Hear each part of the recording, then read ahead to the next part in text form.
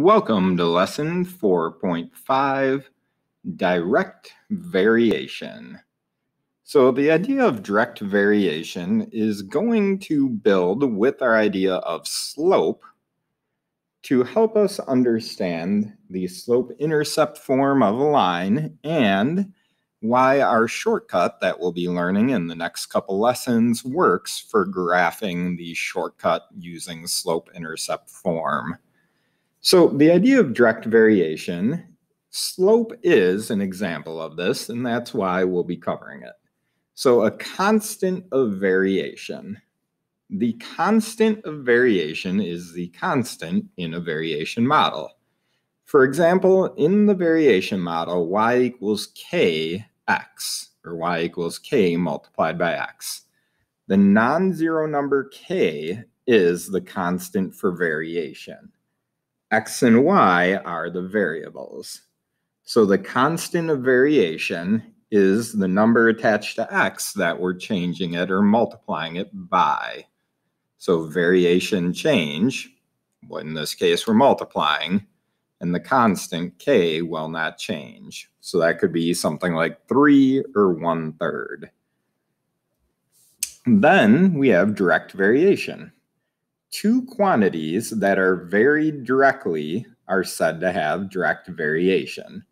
For example, in the model, y equals k times x, the variables x and y vary directly. They change each time based on that constant. So then we get the idea of a graph of a direct variation model.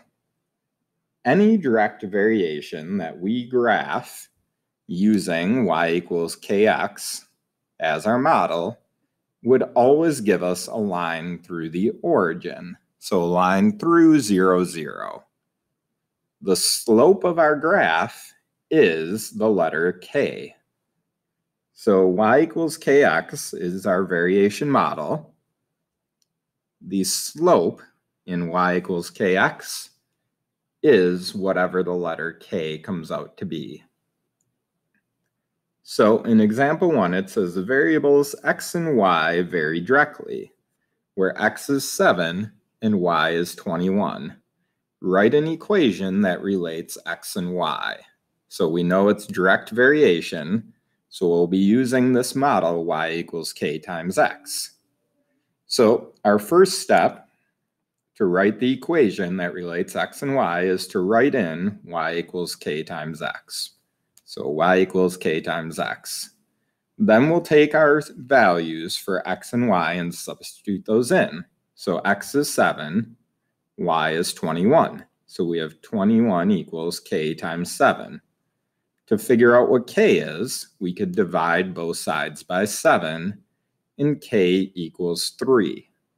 So our final equation that relates y and x would be y equals 3 times x. So you won't have a number in for y or x, just the value for k. So our equation, y equals 3x. Let's look at part B. So find the value of y in this equation when x equals 4. So now we know our equation is y equals 3x. So when x equals 4, we're just going to substitute the 4 in for x. 3 times 4 gives us the value of y being 12.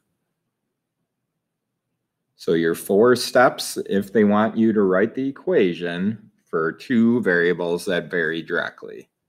You'd write it in the form y equals k times x, substitute in the values for y and x to solve for k, and then you're just writing the final equation, y equals kx, with just the value of k in there. So let's look at a couple examples before the practice. Today's lesson, a little bit shorter before we build off of it in our next one.